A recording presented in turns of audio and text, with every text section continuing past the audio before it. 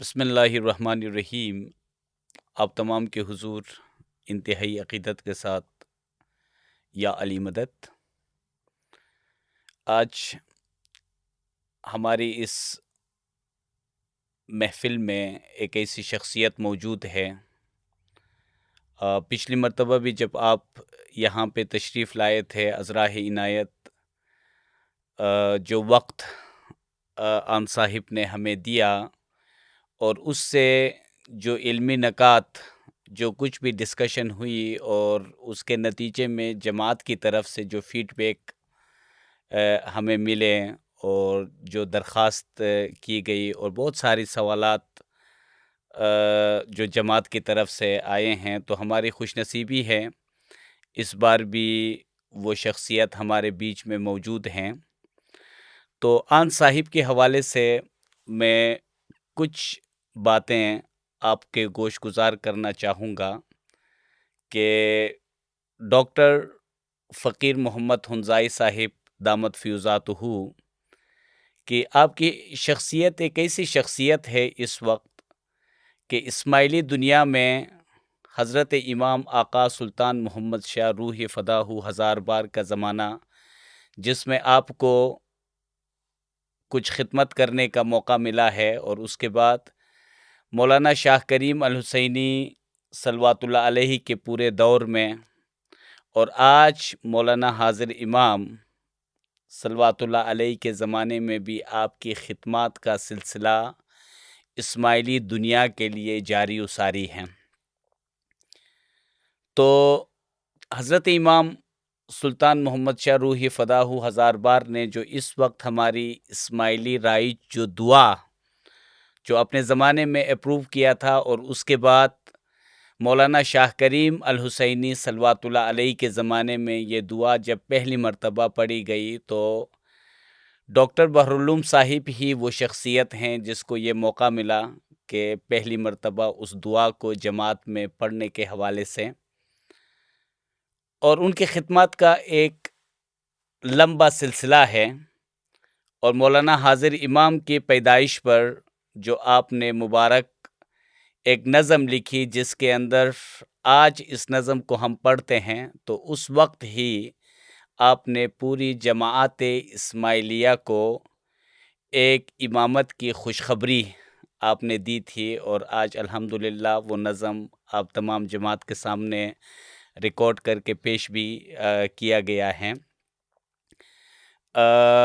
جب مولانا شاہ کریم الحسینی صلوات اللہ علیہ پہلی مرتبہ عظیم مملکت چائنا کا دورہ کیا، تو ان کے ساتھ جناب ڈاکٹر صاحب بھی اس دورے میں شامل تھے، اور پہلی شخصیت ہیں جو ناردرن ایریا سے کسی مغربی یونیورسٹی میں جس نے پی ایچ ڈی کی ہو، اور وہ بھی میگل یونیورسٹی سے حمید الدین کرمانی کی نظریہ توحید پر۔ جب آپ کے پی ایچ ڈی کی تھیسس کمپلیٹ ہوئی، تو اس میں وائوا میں جو اس وقت جو وائس چانسلر تھے، تو جب کمپلیٹ ہونے کے بعد جب انہوں نے مبارکبادی دی، تو آخر میں انہوں نے ایک ریکویسٹ کیا کہ جس میں ڈاکٹر صاحب نے اپنے عاجزی کا مظاہرہ کرتے ہوئے آپ نے لکھا تھا کہ یہ میری ایک ہمبل ایک کوشش ہے، جس پہ انہوں نے کہا تھا کہ آپ اس لفظ کو آپ نکالیں، کیونکہ یہ ہمبل کوئی ایفرٹ نہیں ہے، بلکہ آپ نے تاریخ میں پہلی مرتبہ حمید الدین کرمانی کے اوپر دنیا کو ایک پہلی مرتبہ آپ نے کنٹریبیوٹ کیا ہے، یہ آپ کی کنٹریبیوشن ہے، لہٰذا اس ہمبل جو ہے نا ایفرٹ کے لفظ کو آپ یہاں سے نکالیں۔ اس کے بعد آپ کے لیے اس وقت لیکچررشپ کے لیے اس یونیورسٹی کے اندر بہت اچھا آفر تھا، لیکن آپ نے فرمایا کہ میں نے پوری زندگی اپنے زمانے کے امام کے اداروں کے لیے اپنی زندگی کو وقف کیا ہے، لہٰذا اسماعیلی انسٹیٹیوٹ میں آپ کی خدمات جاری تھیں، اور چونکہ جب آپ نے میگل یونیورسٹی کے اس وقت جو کی طرف سے جو ایک لیٹر اداروں کو گیا تھا آپ کی قابلیت کے حوالے سے، آپ کے کاموں کے حوالے سے، یقیناً اس وقت مولانا حاضر امام مولانا شاہ کریم الحسینی صلوات اللہ علیہ کی یہ خصوصی نظر تھی کہ جس کی وجہ سے اسماعیلی انسٹیٹیوٹ کے آغاز میں آپ کو اس کے فاؤنڈر ایک شخصیات کی صورت میں اس وقت جو شخصیات تھے ان میں آپ کا نام تھا، اور آپ نے اس ادارے کی بنیاد ہی سے اس ادارے میں آپ نے خدمات سر انجام دی، اور ایک انسٹیٹیوٹ کے کسی ایک میٹنگ کے دوران یا کسی دورے کے اندر مولانا شاہ کریم صلوات اللہ علیہ کو کسی اس زمانے میں کسی عملدار نے تعارف کراتے ہوئے جب ڈاکٹر صاحب کا تعارف کرایا تو مولا نے فرمایا کہ یہ کبھی بوڑھے نہیں ہوتے ہیں۔ تو آپ کی زندگی کے بہت سارے پہلو ہیں۔ آپ نے پیر نامدار کے پیر ناصر خسرو قدس اللہ سرہ کی جو کتاب گشائش و رہائش کا جو ترجمہ کیا ہے، اور ابھی وجہ دین کا جو ترجمہ آپ نے کمپلیٹ کیا ہے، انشاءاللہ اسماعیلی دنیا میں بلکہ علمی دنیا میں یہ ایک بہت بڑا انقلاب ہے، جو ابھی عنقریب وہ کتاب بھی پرنٹ ہونے والی ہے۔ تو ہماری خوش نصیبی ہے صاحب کہ آپ ہمارے درمیان موجود ہیں، کیونکہ دین کے بہت سارے ایسے مسائل ہیں، ایسے معاملات ہیں کہ آپ نے گزشتہ ادوار کے تمام جتنے بھی ہمارے پیروں دائیوں کے کتب سے بھی آپ نے فیض حاصل کیا ہے، اور اس دور میں مولانا شاہ کریم صلوات اللہ علیہ کے ساتھ ظاہری طور پر بھی آپ رہ کر خدمات سر انجام دی ہے۔ تو ہماری خوش نصیبی ہے کہ ہم کچھ سوالات آپ کے حضور کریں، تاکہ جس سے ہمارے جماعت کے اندر اگر کوئی غلط فہمیاں ہیں تو وہ غلط فہمیاں یقیناً آپ کے مبارک اس علمی روشنی سے وہ غلط فہمیاں دور ہو سکتی ہیں۔ تو ہم آپ کو دوبارہ اس سال بھی اپنے اس پروگرام میں خوش آمدید کہتے ہیں صاحب۔ شاہ صاحب آپ کی نہایت ہی شکر گزاری۔ سب سے پہلے علی زمان کا نام لیں، بسم اللہ الرحمن الرحیم۔ یا علی مدد سب کے حضور میں آپ کی بہت بڑی نوازش ہے کہ آپ نے ایسے عظیم الفاظ اس بدع خاکسار کے لیے آپ نے استعمال کیا۔ اسماعیلی مذہب میں واحد و یکتا زمانہ کے امام برحق ہیں، اور اس کے نیچے جتنے ہیں ان کے چھوٹے چھوٹے بچے ہیں قربان۔ تو جس طرح میں نے پہلے بھی عرض کیا ہے، علم کا مالک زمانے کا امام ہے۔ یہی حقیقت ہمارے استاد بزرگوار حضرت علامہ بزرگوار نے یہ تعلیم دی کہ علم کا مالک، علم کا خازن، علم کا سرچشمہ زمانے کا امام ہے، اور جو کچھ بھی ہم لوگوں کو ملتا ہے اس کی رحمت اور کرامت سے ہے۔ اس لیے دین کے اندر جو بھی صفت ہے وہ امام کی طرف لوٹ جاتی ہے، اور مولا ہم سب کو بندگی عبودیت کی توفیق دے کہ پہلے ہم عبودیت کا کورس کریں، پھر اس کے بعد جو ہے وہ دین کی حقیقت سمجھنے کے قابل ہو سکیں گے۔ تو اس لیے آپ نے جو کچھ بھی یہاں پر فرمایا، مولا خداوند اس کا اجر عظیم آپ کو عطا فرمائے۔ یہ چھوٹے چھوٹے بندوں کی ہمت افزائی کے لیے جماعت جو کچھ کر رہی ہے، مولا ان کو اجر دے اور مل کر کام کرنے کی توفیق دے۔ تو براہ کرم جو کچھ آپ ارشاد فرمانا چاہتے ہیں فرما دیجئے، کیونکہ اسماعیلی مذہب خدا کا مذہب ہے، اور خدا کے مذہب میں اگر مسائل حل نہیں ہو گئے تو پھر کہاں حل ہو سکتے ہیں؟ مولانا حاضر امام نے کیا ارشاد فرمایا، مولانا شاہ کریم الحسینی علیہ السلام نے، کہ آپ میرے فرامین پڑھیں، آپ کے جو کچھ بھی سوالات ہیں ان کی روشنی میں حل کرنے کی کوشش کریں۔ خدا نے خواستہ پھر بھی آپ سے کوئی سوال حل نہیں ہو سکتا ہے تو میں آپ کا زندہ امام ہوں، آپ میرے پاس لا دیجئے اور میں آپ کے لیے اس کا حل بتا دوں گا۔ تو یہاں کوئی رکاوٹ نہیں ہے، دین کے اندر روشنی ہے، امام ہے تو روشنی میں چیزیں دکھائی دیتی ہیں، اندھیرا ہو تو دکھائی نہیں دیتی ہیں۔ تو اس لیے ہمیں کوئی فکر نہیں ہونی چاہیے اور کوئی جھجک بھی نہیں ہونی چاہیے سوال کرنے سے۔ سوال جس قسم کا بھی ہونا چاہیے. اگر سوال غلط ہے، استاد گرامی نے فرمایا ہے غلط سوال کا جواب دینے کی کوشش نہ کرے، بلکہ یہ کوشش کرے کہ یہ دکھائے کہ لوجیکلی یہ سوال غلط ہے تو یہ اس کا جواب ہوتا ہے.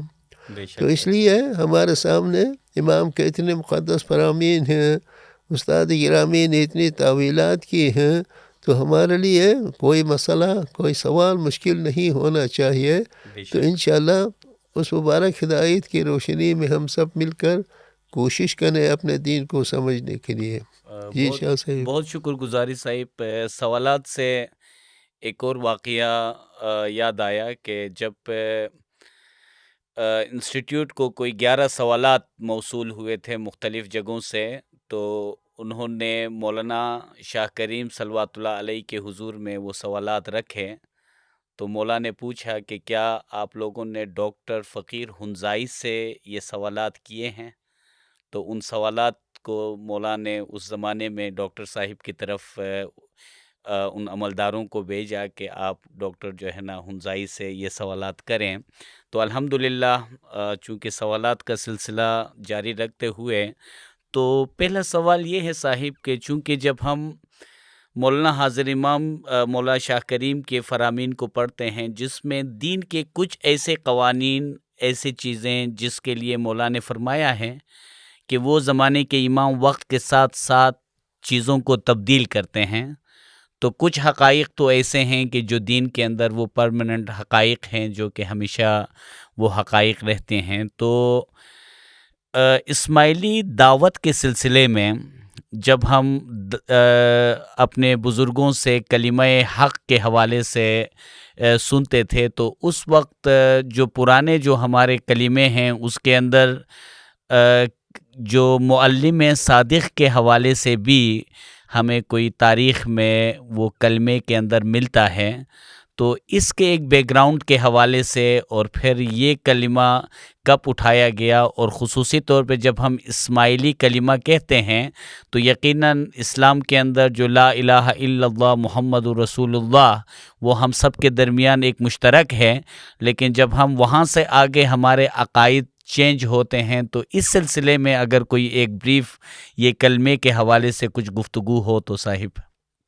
شاہ صاحب اس کلمے کا تعلق پورے دعوت حق کی تاریخ سے ہے. میں نے گزارش کی یہ خدا کا دین ہے، اور خدا کا دین جو ہے اس کی فطرت کے مطابق چلتا ہے. سب سے پہلے جاننا یہ ضروری ہے کہ دین کوئی ایسی الگ تھلگ چیز نہیں ہے. دین کا تعلق انسان کی ترقی سے ہے. جب انسان کی ترقی سے ہے تو دنیا میں ترقی کے مدارج ہوتے ہیں، درجات ہوتے ہیں. ایک ہی جگہ بیٹھ کر کوئی ترقی نہیں ہوتی ہے. تو اس میں جو مختصر بات یہ ہے کہ دین حق کو بھی دن کے سے مثال دی گئی ہے. دن سے مطلب یہاں 24 گھنٹے کا دن، جس میں 12 گھنٹے رات کے ہوتے ہیں اور 12 گھنٹے دن کے ہوتے ہیں. اس کو مثال کے طور پر لیں، نہیں تو دوسرا دن جو ہے وہ صرف جس میں سورج ہے اس کو بھی دن کہتے ہیں. یہ دن نہیں. یہاں پر جب ہم دن کہیں گے اور اس سے مراد جو ہے وہ 24 گھنٹے کی بات ہے. تو دعوت حق کے اندر ایک دور سطر ہے اور دوسرا دور کشف ہے، یا دور شریعت اور دور قیامت. اور اس میں امام کی مثال سورج کی طرح ہے.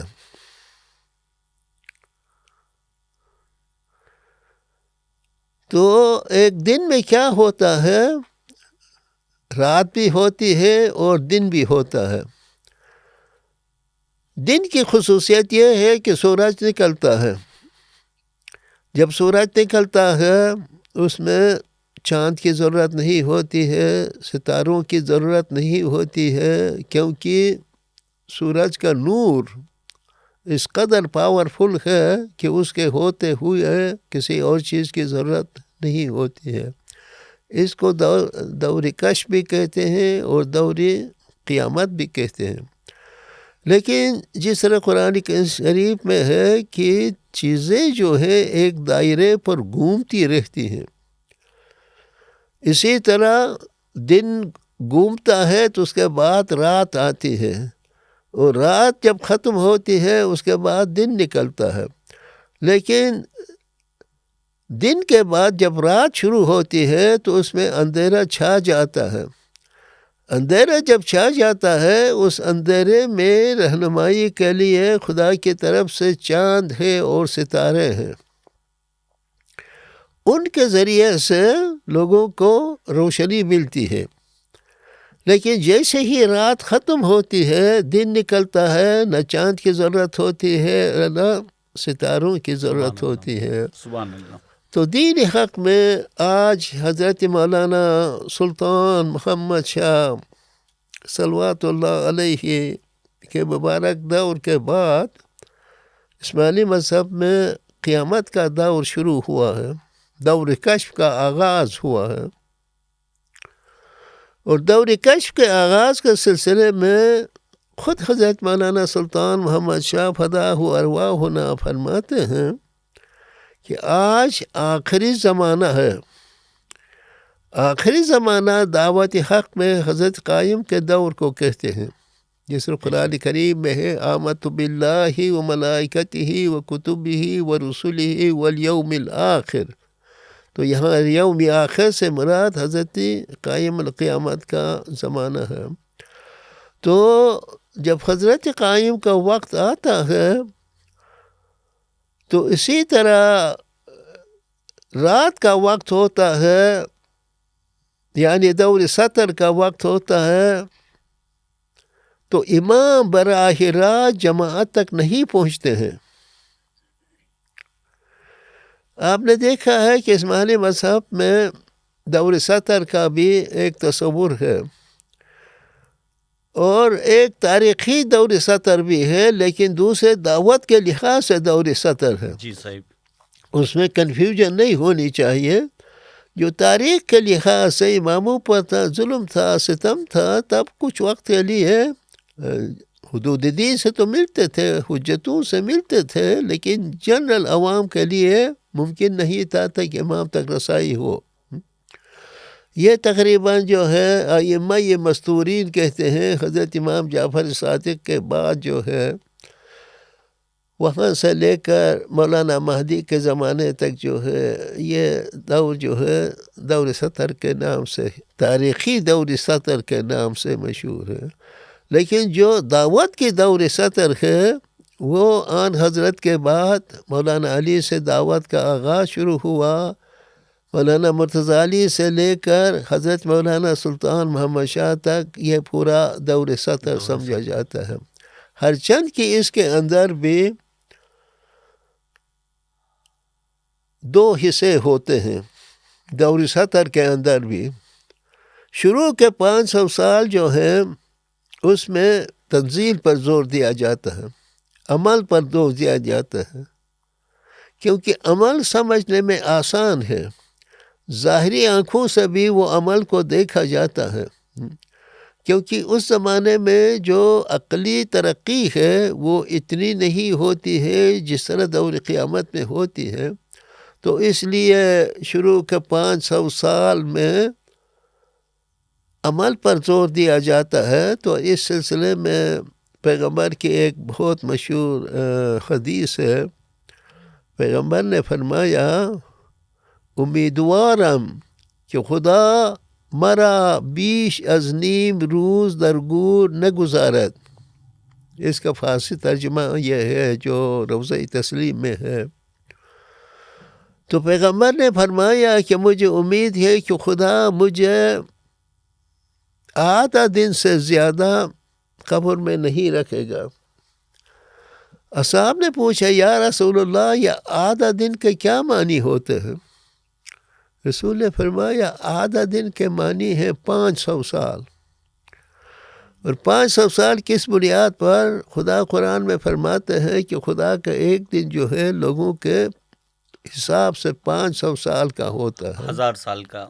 1000 میں سے جو ہے آدھا دن 1000 ایک دن کے ہو گئے تو 500 سال آدھا دن کے ہو گئے. اور یہی ہوا کہ یہ جب حضرت مولانا حسن علیہ ذکر السلام کا زمانہ آیا تو تقریباً 500 سال پورے ہوتے تھے. اور اس وقت مولانا نے فرمایا کہ آج آپ نے شریعت کا جو کورس ہے مکمل کیا ہے، ابھی آپ کو شریعت سے آگے روحانی ترقی کرنی ہے، حقیقت کی طرف آگے بڑھنا ہے، قیامت کی طرف آگے بڑھنا ہے. تو اس کو ہم پارشل قیامت کہتے، کلی قیامت نہیں، قیامت القیامات نہیں تھی یہ. تو اس زمانے میں ایک قیامت برپا ہو گئی، لیکن لوگوں نے اس کی حقیقت کو نہیں سمجھا. کہ پھر اسماعیلیوں کے بارے میں بہت سی باتیں ہوئی جو تاریخ میں ثابت ہیں. تو یہ پہلے 500 سال تھے جس میں عمل پر زور دیا جاتا تھا، اور ہمارے اماموں نے بہت سختی کے ساتھ شریعت پر عمل کرایا. لوگوں کو مغالطہ ہے کہ ہم نے شریعت کو کوئی اہمیت نہیں دیتے ہیں. یہ کس طرح ممکن ہے؟ شریعت جو ہے دین کی بنیاد ہے. شریعت کے اندر تمام حقائق پوشیدہ ہیں، اور اسی شریعت سے ہے جس کے لیے ہم تنزیل کا لفظ استعمال کرتے ہیں، جو قرآنی اصطلاح ہے. تنزیل کے اندر تمام تاویلات پوشیدہ ہیں، شریعت کے اندر تمام حقائق پوشیدہ ہیں. البتہ یہ حقائق اس طرح ہیں کہ پیغمبر کے 1000 یا اس سے بھی کچھ زیادہ سال تک تعلیمات جو ہے بتدریج ان کا ظہور ہوتا ہے. ہمارے عقیدے کے، ہمارے انٹرپریٹیشن، ہماری وضاحت کے مطابق کہ دین حق میں جو حقائق ہے وہ ایک ساتھ ان کا ظہور نہیں ہوتا ہے، بلکہ ان کا ظہور بتدریج ہوتا ہے. جس کی مثال نیچر سے لیں تو بارہا اس کی مثال دی گئی ہے کہ موسم بہار جب آتا ہے، ایک درخت جو موسم زمستان میں جاڑے میں جو ہے بالکل ننگا دڑنگا ایک درخت ہوتا ہے، موسم بہار کے آتے ہی اس سے چھوٹے چھوٹے شگوفے پیدا ہوتے ہیں. اب یہ شگوفہ جو ہے کوئی آخری چیز نہیں ہے. شگوفہ ایک حقیقت یا ایک عمل کی ابتدا ہے. اب اس میں کس طرح تبدیلی آتی ہے؟ اس کے اندر تبدیلی اس طرح ہے کہ شگوفے سے ایک پھول پیدا ہوتا ہے، خوبصورت پھول. اب جب پھول پیدا ہوتا ہے تو یہ ممکن نہیں ہے شگوفے کو بھی رکھا جائے اور پھول کو بھی رکھا جائے. تو اس لیے شگوفہ بیچارہ جو ہے اپنی حقیقت جو ہے وہ پھول کے حوالے کر دیتا ہے. عجیب عجیب. اور پھول جو ہے وہ کتنی خوبصورت ہیں، لیکن وقت آنے پر وہ بھی گر جاتے ہیں. جہاں بھیڑ بکریاں ہوں تو اچھی طرح سے ان کو کھا جاتی ہیں، اور جہاں شہروں میں جو ہے لوگ جو ہے بے رحمی کے ساتھ پاؤں مارتے ہوئے ان پر چلتے ہیں. پھول ہمیشہ کے لیے خوبصورت ہونے کے باوجود باقی نہیں رہتا ہے. ابھی پھول اپنی حقیقت کس طرح کہاں دیتا ہے؟ جو کچا میوہ ہے، پھول کی حقیقت کچے میوے میں جاتی ہے. جو ترش ہوتا ہے یا تلخ ہوتا ہے، تو آہستہ آہستہ ترشی اور تلخی جو ہے جا کر مٹھاس میں بدل جاتی ہے. اور مٹھاس میں بدل جاتی ہے تو جو کچا میوہ تھا، میوہ خام تھا، وہ ابھی اپنی حقیقت کو میوہ پختہ کے حوالے کر دیتا ہے. میوہ پختہ میں اندر جو ہے وہ گٹھلی پیدا ہوتی ہے. گٹھلی کے اندر مغز ہوتا ہے، مغز کے اندر تیل ہے. یہ تمام مراتب ہیں، یعنی حقائق کی کہ کتنے پوشیدہ حقائق ہیں شریعت کے اندر. بالآخر جو اس کو جو ہے آگ لگایا جائے تیل کو تو وہ نور میں بدل جاتا ہے. تو نور آخری حد ہے. اس لیے ہمارے سیدنا المؤید فرماتے ہیں النور اصل الوجود. نور جو ہے وہ وجود کی حقیقت ہے، اصل ہے، بنیاد ہے. تو اس لیے حقیقت میں یہ کائنات موجودات جتنے جو ہیں وہ خدا کا نور ہی سے بنے ہیں الگ الگ درجات میں، اور بالآخر یہ پھر نور ہی میں سب جو ہے بدل سکتے ہیں۔ اس لیے انسان جو ہے احسن تقویم اور اسفل سافلین کے درمیان جس طرح وہ سفر کرتا رہتا ہے، اسی طرح یہ نور ہے اور اس سے مادی چیزیں بھی بنی ہیں، اور مادی چیزیں اپنی انتہا میں جا کر نور میں بدل جاتی ہیں۔ تو اس لیے نور کی ایسی حقیقتیں ہیں۔ تو شریعت سے شروع ہوتا ہے دین کا آغاز، تو بتدریج جو ہے کہ جس طرح قرآن کریم میں خدا رب العزت فرماتے ہیں هل ينظرون الا تاویلہ یوم یاتی تاویلہ، کہ کیا یہ لوگ جو ہے قرآن کی تعویل کے بغیر کسی اور چیز کا انتظار کرتے ہیں؟ پھر فرماتے ہیں جس دن قرآن کی تعویل آئے گی یا آتی ہے۔ تعویل آپ سب کو معلوم ہے کہ اس کو فعل مضارع کہتے ہیں، اور فعل مضارع میں حال کے معنی بھی ہوتے ہیں اور مستقبل کے معنی بھی ہوتے ہیں۔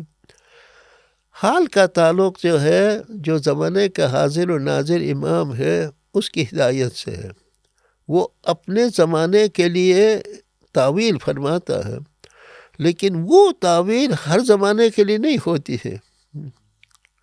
وہ تعویل جو ہے آنے والے زمانے میں کوئی اور امام کرے گا تو وہ تعویل اگلے امام سے، امام سابق سے امام لاحق کی تعویل مختلف ہوتی ہے۔ کہتے ہیں کہ حضرت مولانا سلطان محمد شاہ علیہ السلام نے فرمایا، میرے خیال میں ایک فرمان کی کتاب میں ہے یا خزینہ جواہر میں ہے یا بعد میں کسی کی، مولا فرماتے ہیں کہ میں نے اپنے 70 سال کی امامت میں ایک فرمان کو 70 مرتبہ بدل دیا ہے۔ عجیب۔ یہ زندہ دین کی علامت اس طرح ہوتی ہے، دین زندہ ہے اور زندگی کی علامت حرکت ہے، اور حرکت سے تبدیلی پیدا ہوتی ہے۔ بے شک۔ تو ان حقائق کو سمجھنا بہت ہی ضروری ہے۔ ان کو سمجھے بغیر ہم کسی چیز پر اڑے رہیں تو پھر راستہ پانا بہت ہی مشکل ہے۔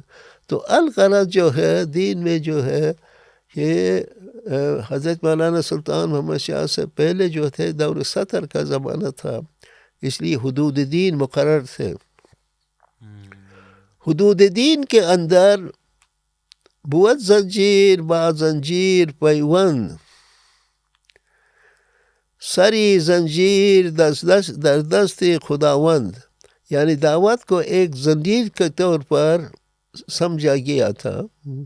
اس زنجیر کے اندر جو ہے آپس میں جو کڑیاں ہیں ایک دوسرے سے ملی ہوتی ہے، اور یہ کڑی زمانے کے امام سے شروع ہوتی ہے، ان کے نیچے حجت ہوں گے، ان کے نیچے دائی ہوں گے، دائیوں کے نیچے معذور ہوں گے، معذور کے نیچے مستجیبین ہوتے ہیں۔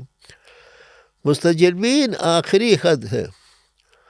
مستجیبین اصل میں صرف مانگنے والا ہے، امام صرف دینے والا ہے، امام کسی سے نہیں لیتا ہے۔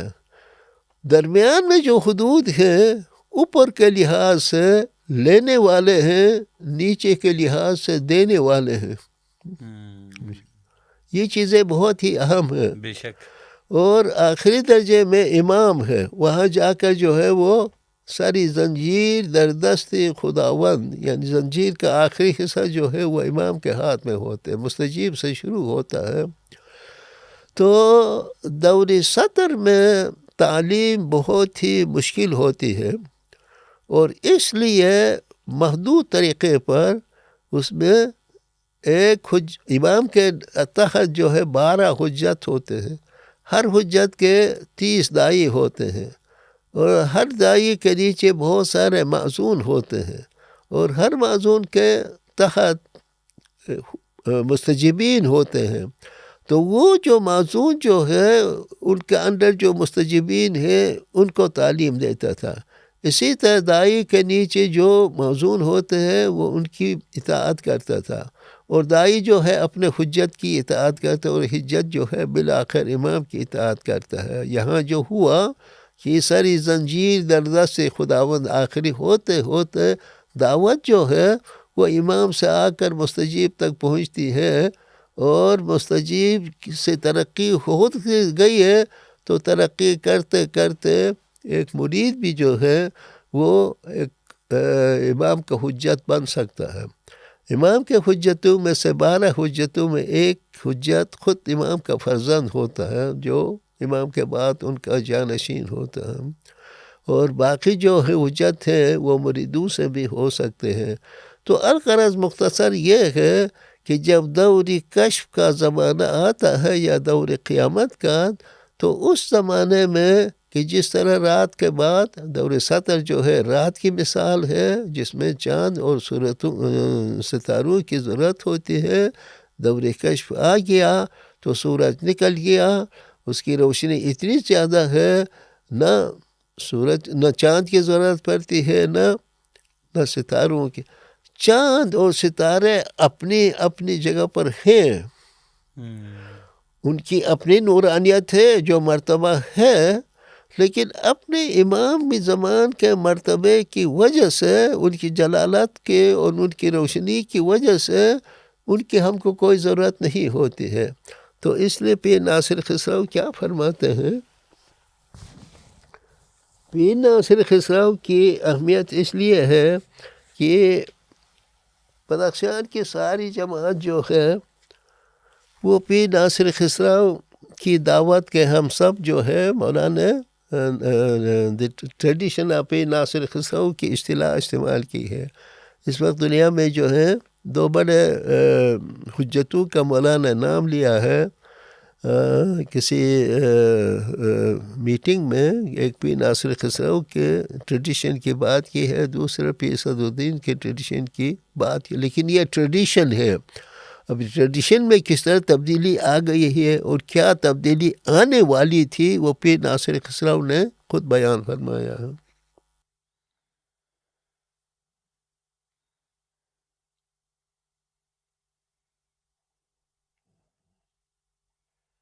نماز خفتن کے بعد وتر پڑھی جاتی ہے، یہ ایک نماز خفتن کے بعد ایک نماز ہے۔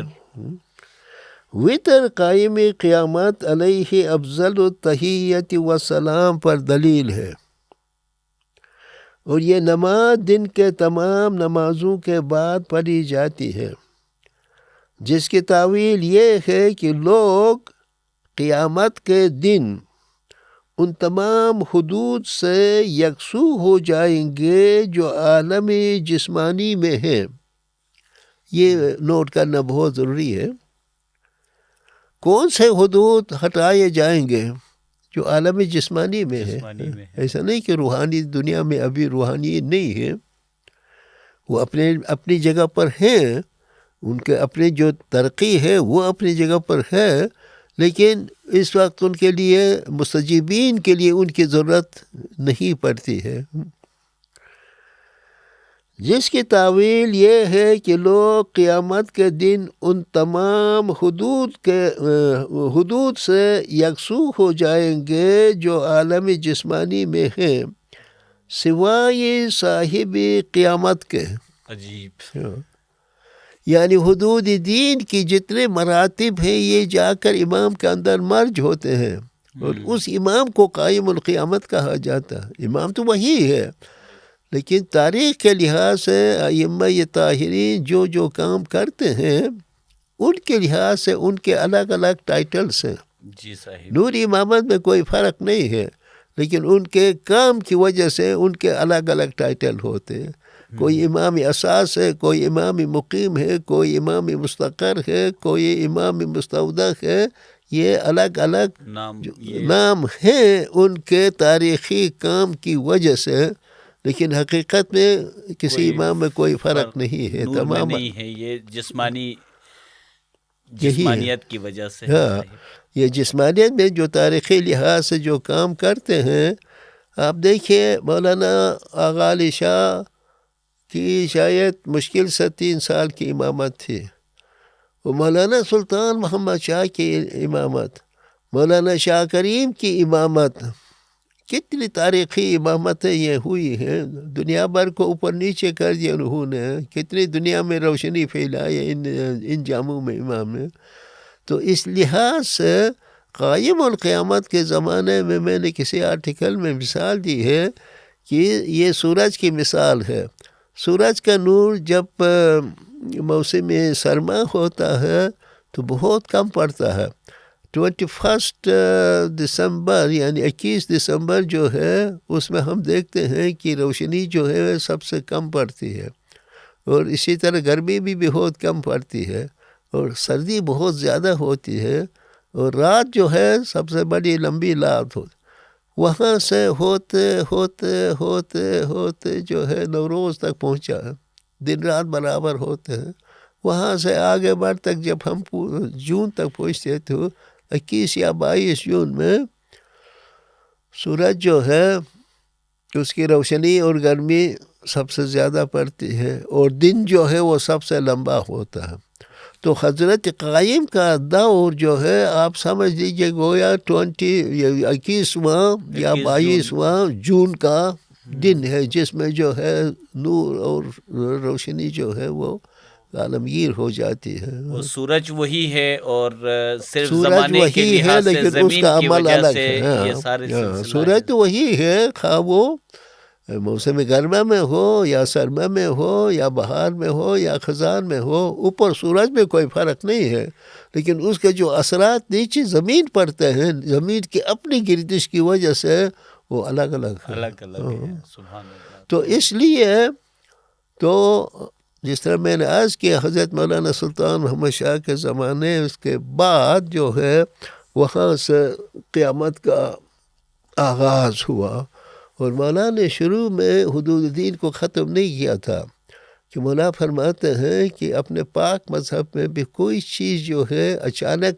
ختم نہیں کی جاتی ہے. مولا فرماتے ہیں کہ ہمارے مذہب میں ایولوشن ہے، ریولوشن نہیں ہے. ریولوشن میں کیا ہوتا ہے، ابھی کسی نے ریولٹ کیا، دوسرا آیا اس نے اس کو مٹا دیا، تیسرا آیا اس نے اس کو مٹا دیا، تو اس میں کوئی ترقی نہیں ہوتی انسان کی. تو اس لیے خدا کے قانون کے مطابق ہر چیز بتدریج ترقی کرتی ہے، سٹیپ بائی سٹیپ ترقی کرتی ہے. تو اس لیے مولانا سلطان محمد شاہ نے، مجھے ایگزیکٹلی یاد نہیں ہے، کہتے کہ کوئی خاص فرمان بھی مولانا بدخشان کے لیے. اب اس فرمان کو کسی جاپانیز نے چھاپ دیا ہے، تو انشاءاللہ ہم کوشش کر کے اس کو فرمان بھی ہے مولا کے کس طرح مولا نے کس تاریخ کو حدود دین کو بدل دیا. لیکن تقریباً 30 یعنی کہ 1930 کے آس پاس، ہاں یعنی 30 کے آس پاس اس دور ہے، کیونکہ والد صاحب سنا رہے تھے کہ ہماری جو پیر تھے اپنے زمانے میں ان کا بابرکت نام سید شاہ نواز شاہ تھا، اور پھر ان کے والد صاحب نے شاید کہتے ہیں ان کی آواز بہت اچھی تھی قصیدہ خوانی میں، اس لیے ان کو ٹائٹل دیا تھا بلبل کی. جی صاحب. تو ہم ان کو بلبل شاہ عام طور سے کہتے ہیں، لیکن ان کا اصل نام سید شاہ نواز شاہ تھا. تو والد صاحب فرماتے تھے کہ بلبل شاہ کا زمانے میں جو تقریباً یہ 26 سال انہوں نے آپ کو اچھا علم ہے کہ دین کے خاطر ایگزائل میں کاٹے تھے. تو جب مولا کا یہ فرمان آیا حدود دین کو ختم کرنے کے، اس سے پہلے ہم اپنا جو پیر ہے اس کو ہم کلمت الحق کہتے ہیں. یہ خاص اسماعیلی ایک اصطلاح ہے، اس کا تعلق جو ہے کلمہ توحید اور کلمہ رسالت سے نہیں ہے، یہ ایک اسماعیلی دعوت کی ایک خاص اصطلاح ہے، اسے کلمت الحق کہتے ہیں. اس میں آگے بہت سے اسماء ہے، آخر میں یہ ہوتا تھا ہر کی با امر است با پروردگار، ہر کی بھی امر است بھی پروردگار، معلم صادق امری بزرگوار، پھر اس کے بعد پیر کا نام لیا جائے. سید شاہ نواز شاہ را بدعالم، ہم اس طرح کلمہ پڑھتے تھے. فرماتے ہیں کہ جب امام سے یہ فرمان آیا تو انہوں نے اپنا نام کاٹ دیا، سید شاہ نواز شاہ را بدعالم کاٹ دیا، اور فرمایا اب امام کی یکتائی کا زمانہ ہے، حدود دین کا زمانہ نہیں ہے، وہ ختم ہو گیا. تو اس لیے، اور یہ بہت ہی مشہور ہے، اس کے بعد حدود دین باقی نہیں رہے ہیں. اور ہم دیکھتے ہیں کہ مولا جو ہے جماعت کے اندر یکسانی جو ہے، مساوات رحمانی پھیلا رہے ہیں. تو پہلے زمانے میں جو ایک مرتبہ مکھی ہو گیا، پوری زندگی بھر مکھی ہوتے تھے، ان کی اولاد میں بھی یہی اس زمانے میں مکھی کا لفظ تو نہیں تھا، معلم صادق یا پیر یا خلیفہ ہوتا تھا، یا ہوتا تھا، وہ خلیفہ ان کے نیچے ہوتا تھا. لیکن انہوں نے اپنا نام کاٹ دیا، کہا کہ ابھی ہمارا اس کے اندر حدود دین میں کوئی مقام نہیں ہے. امام نے ان کو ختم کیا، مولا کی یکتائی کا زمانہ ہے، اس لیے انہوں نے اپنا نام کاٹ دیا. لیکن ابھی لوگ جو ہیں وہ اگر اس کی تبلیغ کر رہے ہیں، یقیناً خود پہ ناصر خسرو نے جو لکھا ہے اس کے خلاف ہے، اور زمانے کے امام کے جو فرمان ہے اس کے خلاف ہے. البتہ ابھی مولا نے دائیوں کے بارے میں بھی ایک فرمان ہے، اس فرمان میں وہ تاریخی جو ہمارے حدود دین ہے اس میں زمین آسمان کا فرق ہے. تاریخی حدود دین میں داعی 360 ہوتا ہے جن کا میں نے ذکر کیا. ابھی مولانا شاہ کریم کے زمانے میں کئی ایک فرامین میں جماعت سے فرمایا میں چاہتا ہوں کہ آپ سب کے سب داعی بنے. داعی ہیں یہ نہیں ہے، مولا یہ نہیں فرماتے تم سب کے سب داعی ہو، میں چاہتا ہوں کہ آپ سب کے سب داعی بنے. عجیب عجیب عجیب. تو داعی بننے کا مطلب یہ ہے کہ ابھی جماعت کے اندر جو علم نہیں ہے، علم سیکھیں، وہ لوگوں سے ان کا جو واسطہ پڑے، تو اسماعیلی مذہب کی آپ ان کے لیے وضاحت کریں کہ اسماعیلی مذہب ہے کیا، کون سا اسلام ہے، کیا اس کی ہسٹری ہے. تو لوگ اس کے ساتھ بھی کنفیوز کرنے کی کوشش کر رہے ہیں کہ امام کے یہ داعی کا جو مرتبہ ہے وہ کوئی ایک الگ چیز ہے، کہ جس امام چاہتے ہیں کہ تمام جماعت جو ہے وہ علم دین سے مسلح ہو جائے بیان کرنے کے لیے. لیکن اس کا تعلق جو ہے وہ ان دائیوں سے نہیں، وہ دائیاں بہت ہی اپنا زمانے کا لرنڈ مومنین ہوتے تھے. ہمارے دائی فلسفہ پڑھے ہوئے ہوتے، اس زمانے کے جو سائنسز تھے وہ سب ان کو آتی تھی. لیکن اب جو بیچارے جو ہیں جن کو مولا فرماتے دائی بنو، تو ابھی ان کے پاس کوئی علم نہیں ہے. لیکن مولا فرماتے ہیں سیکھو، علم سیکھو، اور اپنے مذہب کو جو ہے وہ بیان کرنے کی کوشش کرو. تو اس لیے کہ جو اس کی تبلیغ کرتے ہیں، بات بالکل واضح ہے کہ دین کے خلاف کام ہو رہا ہے، اور جماعت کو کنفیوز کیا جاتا ہے، اور سیدھی سادھی جو جماعت ہے جو ہے ان کے لیے بہت ہی ایک مضر یہ طریقہ ہے. تو اس لیے ہر مومن کا فرض ہے کہ وہ کوشش کرے اور اپنے دین کو واضح کرے کہ یہ جو کام ہو رہا ہے یہ دین حق کی تبلیغ نہیں ہے، بلکہ دین حق کے خلاف تبلیغ ہو رہی ہے. تو اس سے جماعت کو بچنے کی ضرورت ہے اور دوسروں کو بھی بچانے کی ضرورت ہے. بالکل بالکل صاحب. تو ابھی جس طرح سے آپ نے فرمایا صاحب کہ جو کلمے کے حوالے سے، کہ چونکہ وہ دعوت کے لحاظ سے ہے، اور کلمہ شہادت کی جہاں پہ ہم بات کرتے ہیں یا رسالت کی بات کرتے ہیں، تو چونکہ وہ ہمارے یہاں پہ امامت کا ایک تسلسل ہے، تو اس لیے ہم اسی کلمے کے اندر مولا مرتضیٰ علیہ السلام کی ولایت کا بھی اقرار کرتے ہیں، اور پھر ائمہ برحق کا بھی اقرار کرتے ہیں، اور پھر صاحب امر کا بھی جو اقرار کرتے ہیں. تو یہ ایک تاریخ کے لحاظ سے جن جن ہستیوں پر ایمان لائے ہیں تو وہ پھر ایڈ ہوتے ہیں. تو کچھ لوگوں کو یہ مغالطہ ہے کہ شاید ہم نے اس کلمے کے اندر کوئی تبدیلی کی ہے؟ نہیں، ایسی بات نہیں شاہ صاحب، میں نے کئی جگہ پر یہ کہا ہے کہ اسماعیلی مذہب میں 4 کلمے ہیں. جی صاحب. 2 کلمے میں ہم دوسری برادری کے ساتھ ہم شامل ہیں، لیکن دوسرے 2 کلمے ہیں آن حضرت کے بعد ہمارے یہاں ولایت کا تصور ہے. کلمہ ولایت ہے مولانا مرتضیٰ علی کے لیے، من کنت مولاہ فہذا علی مولاہ. تو اس کے اندر اثناعشری برادری اور ہم شامل ہیں ولایت میں، مرتضیٰ علی کی ولایت کے سلسلے میں کہ پیغمبر نے اپنے بات ان کو جانشین کیا. پھر یہ امامت کا سلسلہ یا ولایت کا چلتا رہا، تو ہوتے ہوتے اثناعشری برادری مولانا جعفر صادق کے بعد حضرت موسیٰ کاظم کے پیچھے وہ گئے، ہم امام اسماعیل کے پیچھے گئے. تو ان کے یہاں 12ویں امام پر غیبت ہوئی، تو معلوم نہیں وہ کس طرح وہ کلمہ یوز کرتے، لیکن ہمارے یہاں مولانا اسماعیل سے اس وقت مولانا شاہ رحیم الحسینی حاضر امام تک جو امامت کا سلسلہ ہے، ہمارے یہاں ولایت کے ساتھ جو امام ہے الحاضر الموجود ہے. یہ چوتھا کلمہ ہمارا ہے. یہ دعا کے پہلے پارٹ میں بھی جو اللہم صلی علی محمد المصطفیٰ والا علی المرتضیٰ والا یہی بات ہے. ہاں، والا حجت الامر صاحب الزمان والعصر، علی المرتضیٰ کے بعد والا حجت الامر صاحب الزمان والا، یہ چوتھا کلمہ ہے ہمارا.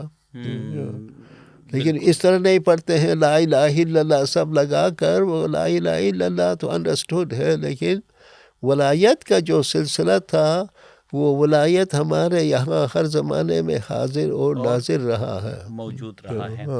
اس میں صاحب بعض لوگ یہ بھی سوال کرتے ہیں، امام سلطان محمد شاہ روح فداہ 1000 بار نے فرمایا کہ دنیا میں ہمیشہ 313 مومن ہوتے ہیں، اگر یہ نہ ہو تو دنیا کا نظام نہ چلے.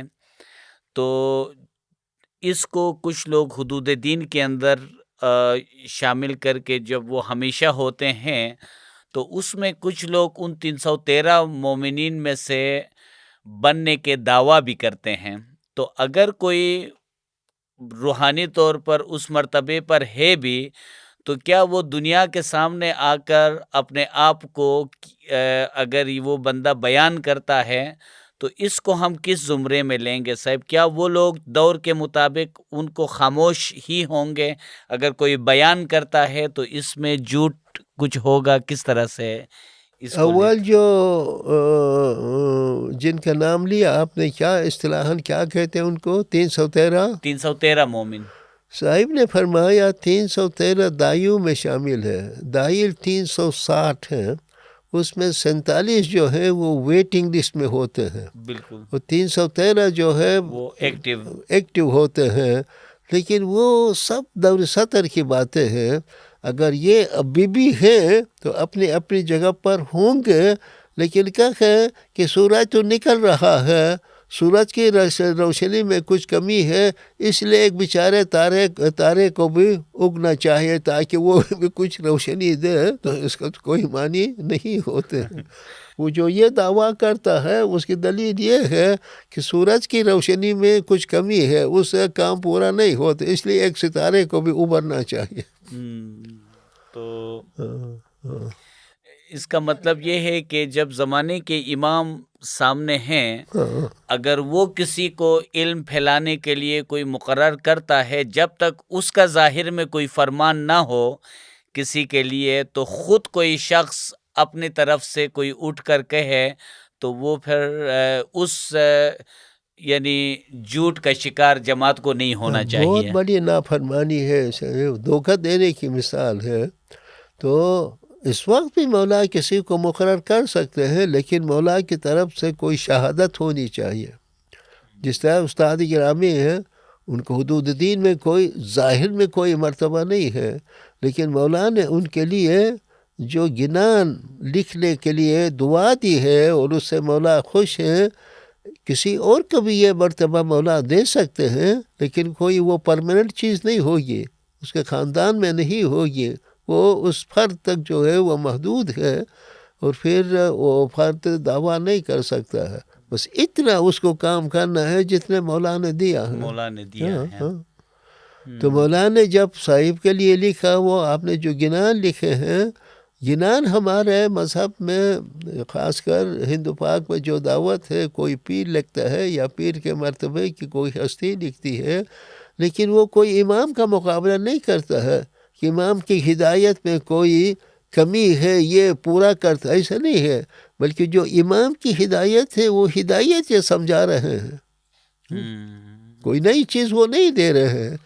ان کی جو بھی باتیں ہوں گی تحریر میں ہے یا تقریر میں ہے، امام کے فرمان کی روشنی میں ہونی چاہیے اور اس کی وضاحت ہونی چاہیے. جی صاحب، کیونکہ جب جتنی بھی جماعت ہے، جب انہوں نے صاحب زمان کی بیعت کی ہے، تو اب اس کو کوئی اور معزون آ کر کہے کہ میں معزون ہوں، مجھ سے عہد لوگے تو میں آپ کو علم دوں گا، اور جو زمانے کے امام کے روحانی فرزند ہوگا تو اس کو پھر دوبارہ عہد لینے کی تو کوئی ضرورت نہیں ہوگی. یہی میں نے جو پہلے بات کی، کوئی کہے کہ ابھی زمانے کے امام کی جو روشنی میں کمی ہے اس لیے پورا کرتا ہے. اس بیعت میں کوئی کمی ہے تو آپ مجھ سے بھی بیعت کرو گے تو میں آپ کو علم. اس زمانے میں بیعت بچہ جب پیدا ہوتا ہے ہفتہ یا چند دن کے بعد جماعت خانہ لے جا رہے ہیں، امام کی بیعت ہوئی ہے، ختم. اس کے بعد امام نے اور کوئی بیعت نہیں رکھی ہے، جبکہ پہلے حدود دین میں ہر حد کے بعد اوپر ہر میں جاتے تھے وہ بیعت ہوتی تھی. تو یہ جو حدود دین ہے صاحب، اس زمانے میں تو بات سمجھ میں آتی تھی کہ چونکہ کوئی حجت باقی نہ رہے تو جو بھی 12 جزائر ہیں اور ان میں جو 12 حجتان تھے، اس میں سے حجتان شب، حجتان روز، اور پھر ان کے اندر میں دائی اور وہ کائنات میں پھیل کر دعوت حق کا کام کرتے تھے اور وہ لوگوں کو دعوت کی طرف لے کر آتے تھے. لیکن ہم دیکھتے ہیں کہ تاریخ میں وہ دعوت کا سلسلہ آج اسماعیلی عقیدے کے اندر اس طرح سے نہیں ہے جو کسی زمانے میں ہوتے تھے. ہمارے دائی جاتے تھے، معجزات دکھاتے تھے یا کسی اور طریقے سے دعوت کے اندر لاتے تھے. تو کیا یہ بھی کوئی دلیل ہے کہ چونکہ وہ دعوت کا وقت ختم ہوا تو حدود کو لپیٹا گیا، یا اس کو ہم کس طرح سے سمجھیں صاحب؟ اس سلسلے میں یہ ہے کہ اماموں نے دعوت، کیونکہ قرآن کریم میں یہ ہے جب قیامت کا دور آئے گا تو باب و توبہ بند ہو جائے گا. سبحان اللہ. باب و توبہ ہمارے اسماعیلی اماموں نے، بزرگوں نے، حجتوں نے، دائیوں نے جو دعوت دی ہے اس کے لحاظ سے باب و دعویٰ امام کی دعوت ہے. امام جب سطر میں ہوتے تھے تو دروازہ کھلا تھا، کیونکہ لوگوں کو معلوم نہیں تھا. تو دائی جو ہے کائنات میں جہاں ممکن تھا پھیل جاتے تھے، لوگوں کو کہتے تھے دیکھیں امام کی معرفت ضروری ہے اور امام فلان فلان فلان جگہ پر ہے. تو جب دعوت پیش کرتے تھے جس طرح آپ نے فرمایا، تو لوگ پھر ان دائیوں سے سوال کرتے تھے اگر امام کا، آپ کا امام سچا ہے تو اس کی کیا دلیل ہے. تو دائی حضرات جو ہے وہ قرآن سے، حدیث سے، نیچر سے، فطرت سے دلائل دے کر ان کو، اور تاریخی لحاظ سے دلائل دے کر حضرت آدم سے لے کر جو انبیاء کا سلسلہ ہے کہ جس طرح امامت باقی رہی، یہ مثالیں دے کر دائی ان کو مطمئن کر دیتا تھا کہ یہ سچا امام ہے اور ان کے لیے یہ علامتیں ہیں. تو پہلے باہر والے جن کو دعوت دی جاتی تھی دائیوں سے پوچھتے تھے. ابھی امام نے دعوت تو بند کر دی ہے، پھر بھی کوئی کوشش کر کے اسماعیلی مذہب میں آنا چاہتا ہے تو طریقہ بورڈ میں وہاں ایک ممبر ہوتا ہے، اسٹاف کا ممبر ہوتا ہے، اس کو مقرر کیا جاتا ہے. وہ جو دعوت جو درخواست دیتے ہیں، درخواست دینے والوں سے پوچھتا ہے کہ آپ کو کیوں اسماعیلی ہونا ہے؟ آپ کو اسماعیلی مذہب میں کون سی خوبی دکھائی دیتی ہے جس کی وجہ سے آپ آنا چاہتے ہیں؟ تو باہر والے پوچھنے والے کو مطمئن کر دیتے ہیں کہ میرے نظر میں اسماعیلی مذہب میں یہ خوبیاں ہیں، اس لیے میں اسماعیلی ہونا چاہتا ہوں۔ دیکھیے نا، دو الگ چیزیں ہیں۔ دور سطر کی بات الگ تھی، ابھی دور آنے روکا نہیں جاتا ہے، کوئی درخواست دیتا ہے اس کو ایکسیپٹ کیا جاتا ہے، لیکن وہ ثابت کرتا ہے کہ اسماعیلی مذہب سچا مذہب ہے، اس لیے میں اندر آنا چاہتا ہوں۔ تو ابھی وہ دعوت اس طرح سے نہیں ہے، بلکہ کوئی آتے ہیں ان سے پوچھا جاتا ہے کہ آپ اس عقیدے کے اندر کیوں آنا چاہتے ہیں۔ تو اسی وجہ سے غالباً صاحب جو امام سلطان محمد شاہ صلوات اللہ علیہ تک ہم دیکھتے ہیں کہ ہمارے ائمہ دعوت کے لباس میں ہوتے تھے، اس کے بعد مولا نے ظاہری طور پر بھی لباس ایک امتحانی لباس کو اپنایا اور دعوت کا وہ دروازہ وہاں پہ تقریباً بند ہوا ہے نا یہ صاحب؟ قرآن کے مطابق ہے، قیامت کے وقت باب و توبہ بند ہونے کی ایگزیکٹلی قرآن میں ہے یا حدیث میں ہے، یہ دونوں میں سے کسی کے اندر تو ہے، اس کے لیے ہمیں دیکھنا ہوگا۔ تو جو ہے یہ بہت مشہور ہے، میرے خیال میں جنرلی تمام دنیا اسلام میں یہ مشہور ہے کہ یوم تر المومنین والمومنات میں بھی یہی تذکرہ ہے نا صاحب، جب وہ نور مانگیں گے تو ان کو پیچھے کی طرف لوٹنے کے لیے جو فرمایا صحیح ہے، جائے گا، تو اس دنیا سے تو آنے کی بات نہیں ہے، نہیں ہے، لیکن تاریخ میں جہاں پہ انہوں نے امامت کو چھوڑا ہے تو وہاں سے علم حاصل کر کے آنے کی طرف بھی اشارہ ہو سکتا ہے نا صاحب؟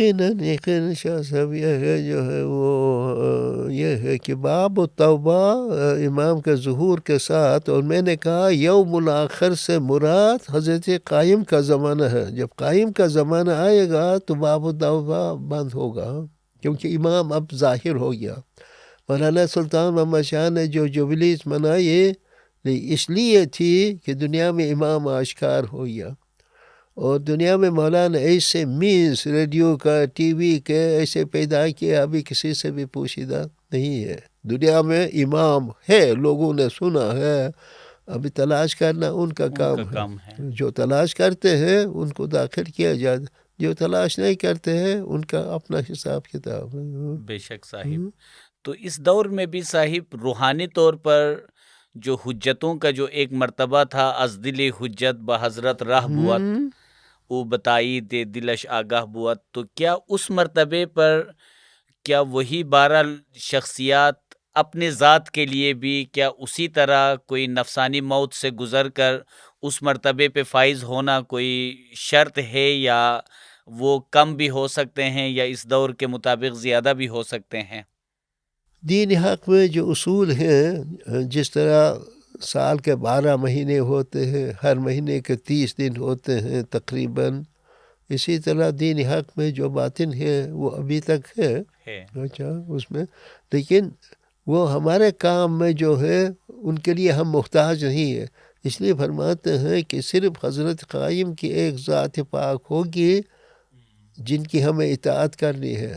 لیکن اس زمانے میں اگر کوئی حجت کی اطاعت سے یا دائی کی اطاعت سے نکلتا تھا خود بخود تو وہ کبھی پھر امام بھی اس کو قبول نہیں فرماتے وہ تھے۔ تو امام سے خود بخود نکل جاتا تھا یار، کیونکہ وہاں جو زنجیر کی بات ہے نا، حجت تو حجت ہے، کوئی معذور کی نافرمانی کرے تو بھی آگے نہیں بڑھ سکتا تھا، کیونکہ یہ سٹیپس، یہ سی ڈی کے سٹیپس ہے حدود دین، یا زنجیر کی مثال دی ہے، تو پہلے سٹیپ پر کوئی وہاں سے انکار کرتا ہے اس کو، تو دوسرے سٹیپ پر کس طرح پہنچ سکتا ہے؟ بے شک۔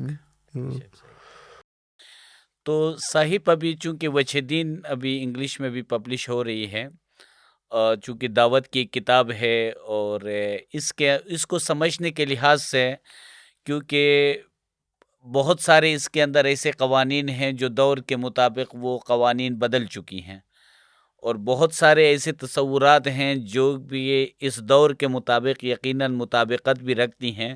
تو اس پہ کوئی اگر آپ کچھ ارشاد فرمائیں کہ اس کو پڑھنے کے لحاظ سے کن کن چیزوں کا خیال رکھا جائے؟ قربان جائے وجہ الدین حضرت مولانا سلطان محمد شاہ کے زمانے میں بھی اس زمانے سے اس کی اہمیت کی طرف مولانا نے اشارہ کیا ہے. تو مولانا ایک فرمان میں فرمایا ہے کہ لوگوں کے مسائل ہوں تو آپ وجہ الدین کو پڑھیں، لیکن اس کے ساتھ ساتھ جیسے ہی دور ختم ہوا تو پیر صدر الدین نے نہ صرف دور سطر کی باتیں کی ہیں، دور قیامت کی بھی باتیں کی ہیں. یہ کتاب جو ہے بہت جامع کتاب ہے. پھر ناصر صاحب خود فرماتے ہیں کہ دور سطر میں حدود ہوتے ہیں اور دور قیامت میں جو ہے حدود ختم ہوں گے، صرف حضرت قائم کا مرتبہ باقی رہے گا. جب یہ بات صاف ہے تو لوگوں کو ابھی دور قیامت میں حدود کا ذکر کرنا جو ہے ایک بےہودہ چیز ہے، جس کا زمانہ سے کوئی تعلق نہیں ہے. تھا ان کی امپورٹنس تھی، اس میں تو کوئی شک نہیں ہے، لیکن ابھی بات نہیں ہے. سورج نکل گیا، اس کی روشنی جو ہے درخشان تابان ہے کائنات کے اندر، پھر ستاروں کی تلاش کرنے کی کیا ضرورت ہوگی. بے شک صاحب. تو جہاں پہ وجہ دین میں امام علیہ السلام کی دائمیت کے حوالے سے دلائل ہیں، یا روح کے حوالے سے، یا عالم بالا کے حقائق کے حوالے سے، وہ تو ہر زمانے میں کبھی بدل نہیں اس سکتے کو ہیں. شریعت عقلی کہتے ہیں. ایسے اصول جہاں ہیں، مثلا کسی کے لیے چوری کرنا، جھوٹ بولنا، یہ جو دین میں منع کیا، وہ ہر پیغمبر کے زمانے میں حضرت آدم سے لے کر حضرت قائم تک ان کی جو ہے وہ منع کیا گیا ہے. یہ نواہی میں سے ہے. تو دین کے اندر ایسی جو ایسے پہلو ہیں، یہ ان کو شریعتی عقلی کہتے ہیں. لیکن کچھ شریعتی وضعی ہے، مثلا نماز کی صورت ہے، روزے کی صورت ہے.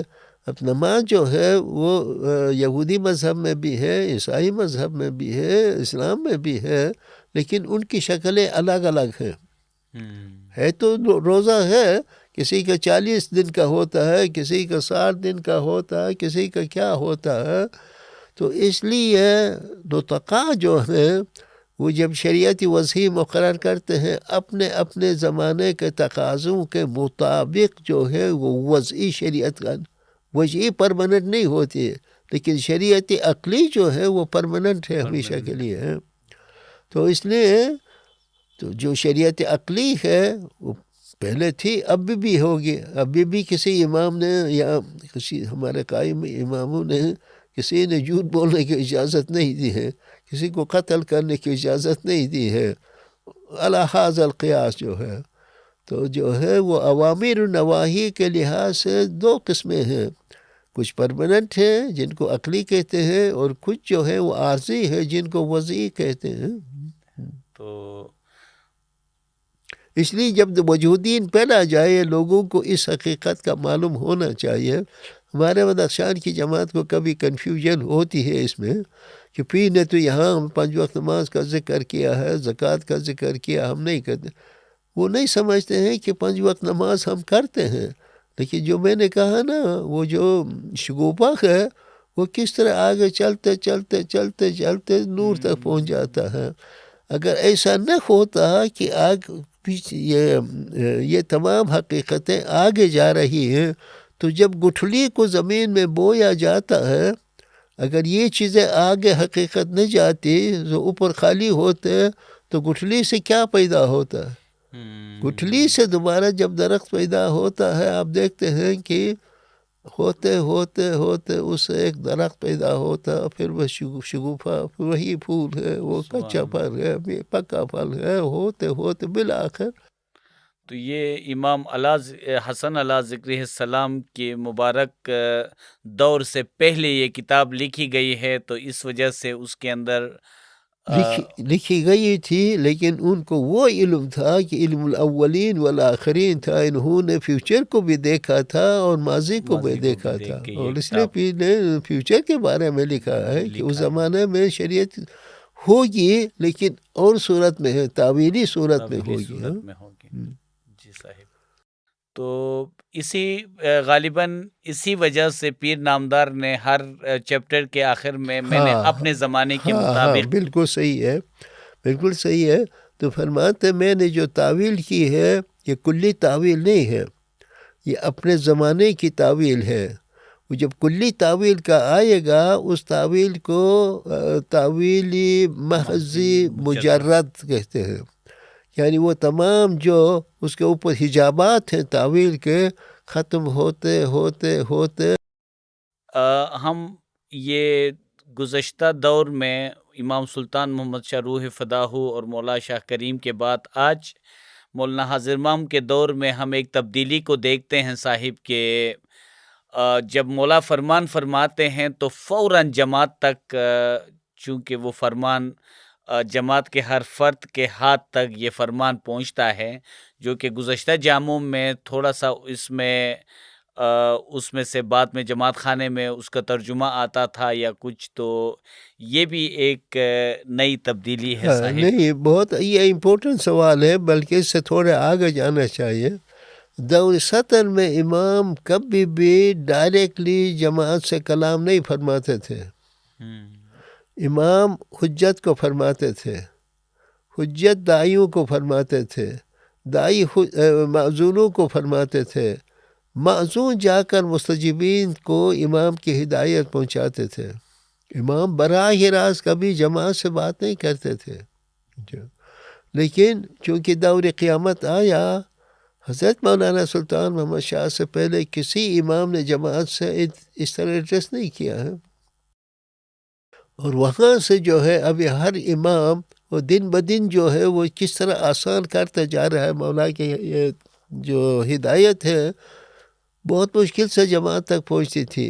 ابھی تو امام نے ایسے مینس یہ ٹیکنالوجی پیدا کرایا ہے خود کہ اس کے ذریعے سے جو ہے بہت کم عرصے میں مولا کی ہدایت پوری جماعت تک پہنچتی ہے. یہ دور سطر میں کبھی ایسا نہیں ہوا.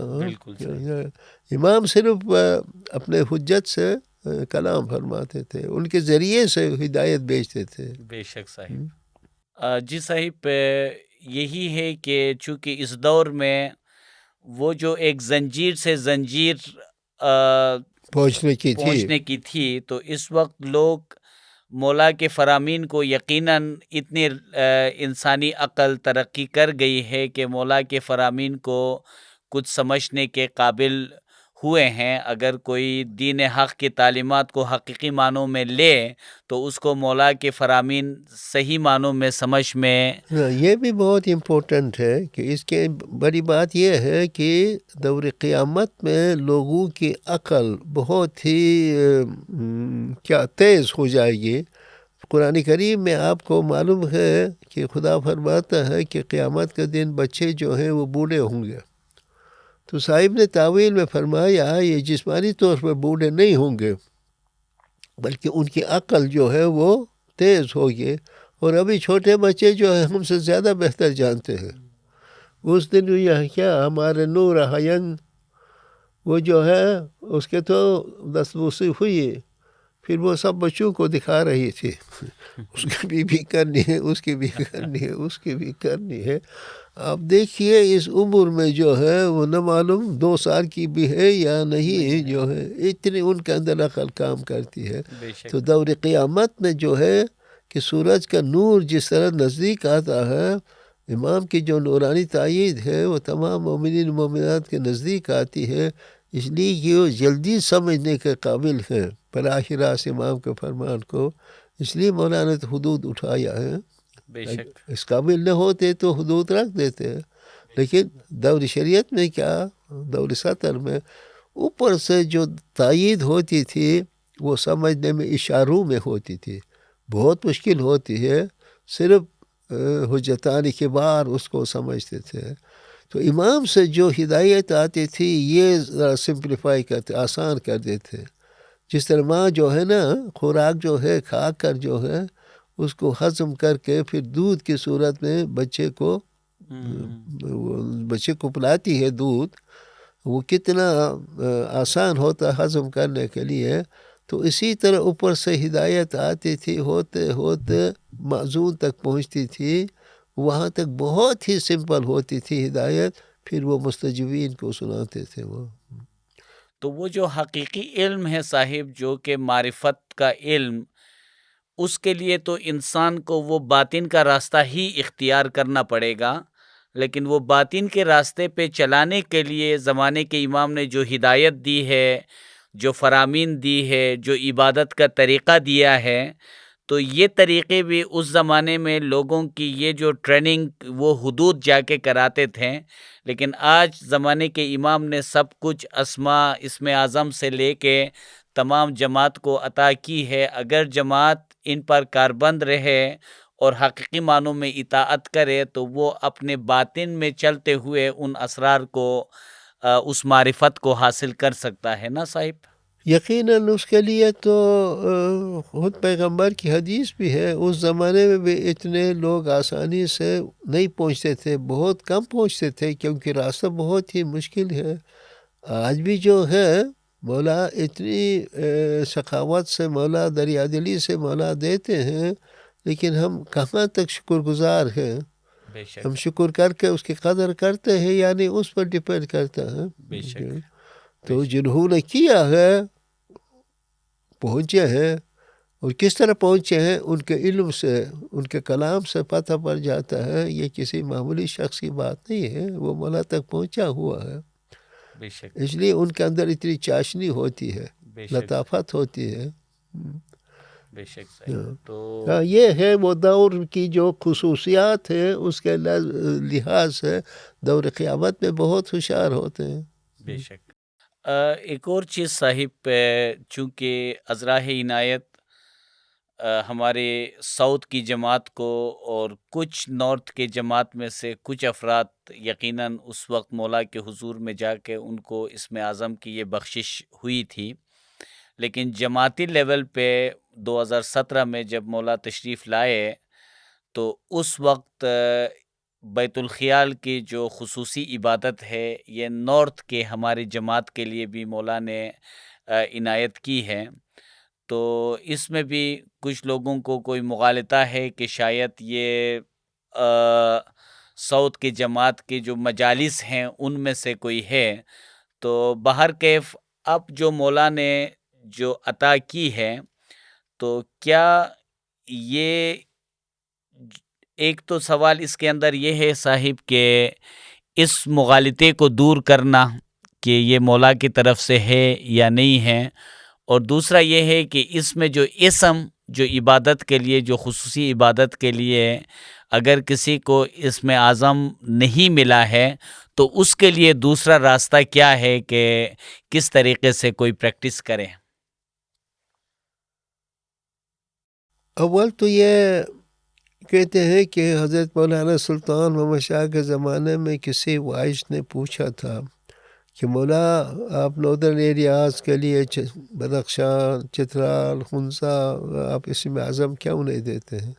تو کہتے ہیں مولا نے فرمایا میں 100 سال کے بعد ان کے لیے عنایت کروں گا۔ عجیب۔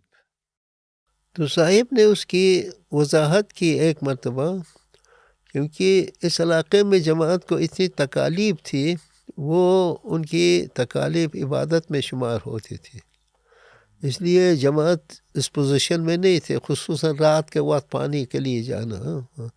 تو ایک اردو میں کہاوت ہے، اگر کسی کا والد فوت ہوا ہے، بھلے والد کے جسد کو چھوڑ کر جو آپ کو جو پانی کا ٹرن آیا ہے اس کو پہلے لینا کرنا ہوگا۔ تو اتنی تکالیف تھی، لیکن مولا نے فرمایا، کہتے ہیں اس زمانے میں مولا نے جماعت سے فرمایا تھا کہ ایک وقت آئے گا کہ آپ کا علاقہ جو ہے وہ خود بمبئی بن جائے گا۔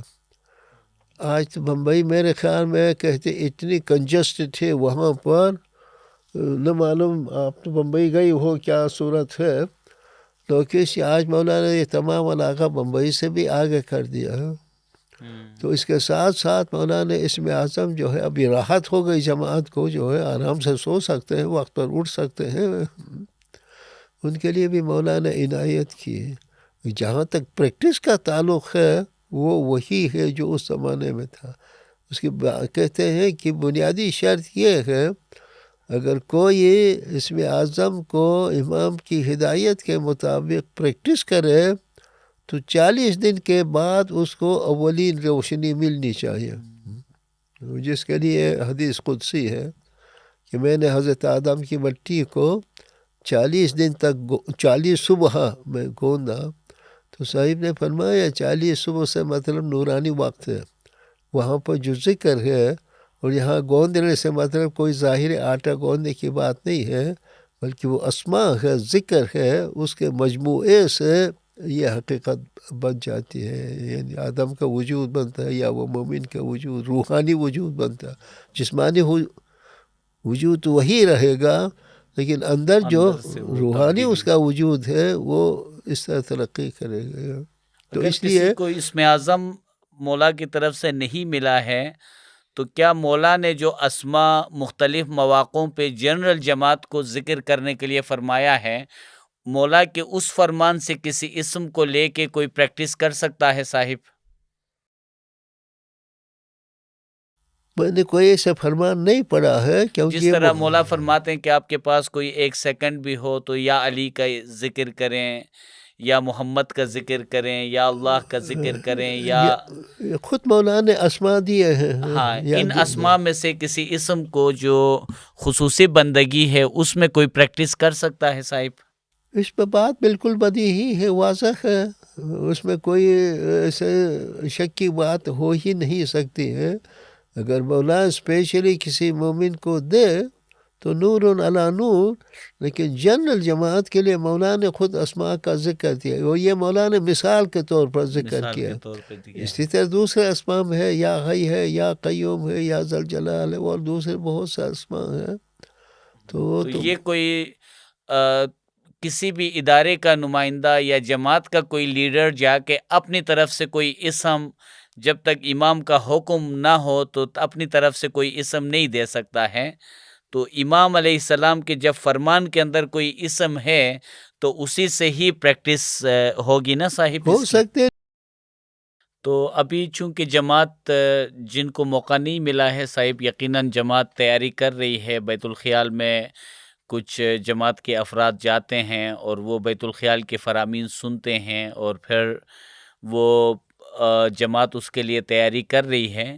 یقیناً اگر مولانا حاضر امام کی کوئی تشریف آوری ہوتی ہے اور کوئی ایسا موقع ہوتا ہے جس میں اسم اعظم کے لیے اگر مولا نوازش کرے تو وہ جا کر پھر ڈائریکٹ مولا سے 18 سال کے عمر سے جو اوپر ہیں وہ ڈائریکٹ لے سکتے ہیں نا صاحب؟ یقیناً قربان، وہ تو ڈائریکٹ امام سے ہو گئی ہے، تو اس میں عظم جو ہے، لیکن وہ امام سے جب مل گیا تو آخر درجہ ہے، پھر امام جو ہے وہ اس میں کوئی کامیاب ہو جاتا ہے، دوسرا اسم دیتا ہے، وہ وہاں بھی امام کبھی خود فرماتے ہیں یا امام کسی کو اپوائنٹ بھی کرتے ہیں۔ بے شک، بے شک صاحب۔ کچھ اس میں جو تھے 1978 میں کچھ مومنین نے مولا کے اسم کو صحیح طور سے نہیں سنا، اس وقت جو ڈیوٹی پر تھے، تو پھر مولا نے ان کو حکم دیا کہ جنہوں نے صحیح نہیں سنا ہے آپ کے گھر پر آ جائے، جہاں بھی ملے ان کو کریکٹ کرنے کا۔ وہ ڈیوٹی پر میں بھی تھا، کوئی 6 مہینے تک جماعت آتی تھی، تو پھر اس کے بعد مولا نے بند کر دیا۔ بہت بہت شکر گزاری صاحب، انشاءاللہ جب تک آپ یہاں پہ تشریف فرما ہیں تو ہم کچھ مزید موضوعات پر آپ کو زحمت دیں گے، آپ سے علمی فیض حاصل کریں گے۔ تو جتنے بھی ہمارے سننے والے ہیں آپ تمام کا بھی بہت شکریہ، اور صاحب کے اس مبارک بیان سے ہم نے اس حقیقت کو بخوبی جان لیا ہے کہ جو بھی مومنین زمانے کے امام کی بیعت کے اندر ہیں اور جن کو بھی یہ مرتبہ ملا ہے، یقیناً وہ سب زمانے کے امام کے روحانی بچے ہیں، روحانی شہزادے ہیں، شہزادیاں ہیں۔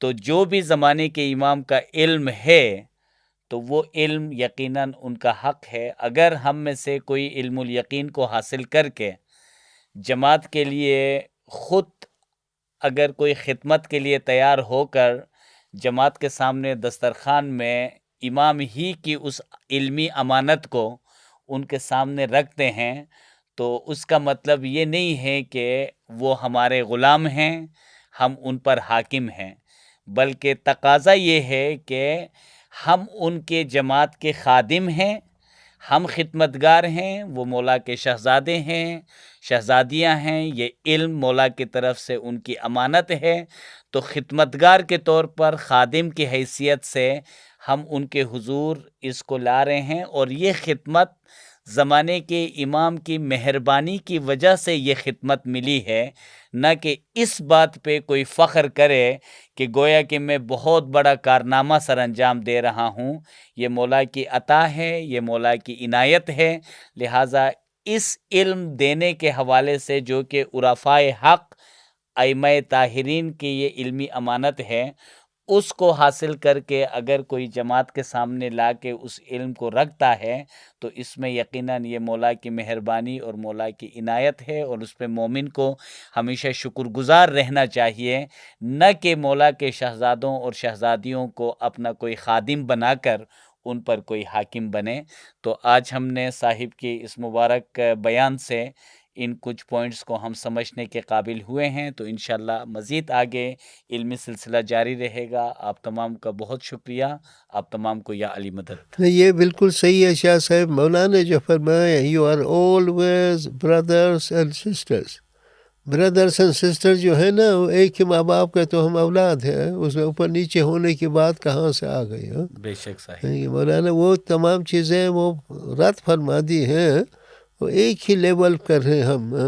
تو پہلے زمانے میں کیا ہوتا تھا، ایک کوئی مکھی بنا تو ہمیشہ فرنٹ لائن میں وہی بیٹھتا تھا، لیکن آج زمانے میں مولانا نے کیا کیا، پہلا مکھی جو اپنا ٹرم پورا کرتا ہے دوسرا مکھی ان کی جگہ پر بیٹھتا ہے، تو وہ ان کے سامنے بیٹھتا ہے، وہ جگہ پر آگے نہیں بیٹھتا ہے۔ بالکل یہ اشارہ ہے کہ ہم برابر ہیں سب جو بے ہے۔ شک وہ جو علم ہے امام کا علم ہے، کوئی کسی بندے کا علم نہیں ہے۔ بے شک اب صاحب، امام کے اس مقدس علم سے ایک دوسرے کو سکھا رہے ہیں، ہم سب کا فرض ہے، بھائی بہن ہیں ہم آپس میں۔